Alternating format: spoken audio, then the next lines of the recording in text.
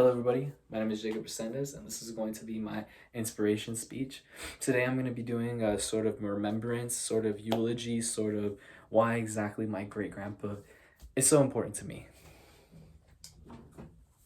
This right here is my great-grandfather, Peter Resendez. He was born in July of 1942 and he had passed away in July of 2019. So I'm going to start off with a little bit of background. My great-grandfather is a first-generation immigrant.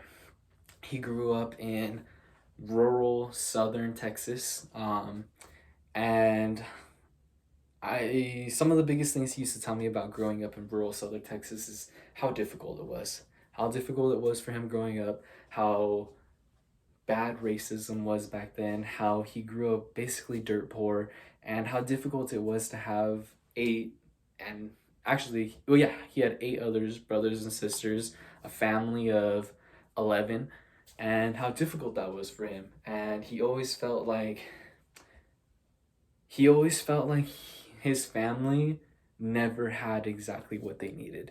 And he made a vow to himself, and he used to tell me this, he made a vow to himself that when he had a family of his own, that they were never gonna struggle like his family used to struggle when he first came to the US. And that's exactly what he did. From the age of 6 years old, he was helping his family provide food to his brothers and sisters. As soon as he became 18, he joined the Air Force. He learned how to work with his hands. He became he used to be a mechanic for like the airplanes. After being out of the Air Force, he was able to get into construction where he learned how to become a carpenter. And by doing that, he was able to develop his own company. And it was a very successful company.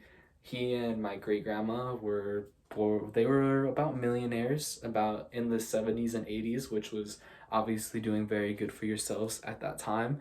At that time, they were very well off. And my grandparents, as a result, they had a great life. And he had done exactly what he had vowed to do from the beginning. But that's not just what I remember my great-grandpa for. One of the biggest things I remember him for was for his character. Being a first-generation immigrant, he always remembered his culture, his people. He remembered what it was like to be at the bottom of the barrel. So he used to employ illegal immigrants for his company, and he used to give them jobs and he used to give them great benefits, but unfortunately them not having a worker's permit, he wasn't able to do it legally, even though he should have. But sometimes it's not always possible for immigrants to cross over the border illegally, and he tried to do his best to help out his metaphorical brothers and sisters. Unfortunately, in doing that, he ended up losing his company. The US government came, they cracked down on him, and they took away everything. And he ended up having to file for bankruptcy, and I believe they even took away his carpenter license. So I think that that's probably one of the things that my family is very frustrated with my grandpa about. I think that a lot of them wish that he would have just, stayed to the book, stayed true to the laws of the land, and maybe they would have wished that later generations like me could have reaped those same benefits that my grandparents were able to reap. But for me, I think it was almost inspirational, because that was just exactly who my grandpa was. He was somebody who was so selfless. He gave everything he could to help out the next person in line. And if that meant that he was going to lose everything, if even there was a small risk that he was going to lose everything, but he was able to help at least one person, then he was willing to do it. And you know what? It was those aspects, that hard-working attitude, that remembering where you came from, that rags to riches kind of story, that selfless attitude, that makes my great-grandfather, one of the greatest men I ever knew.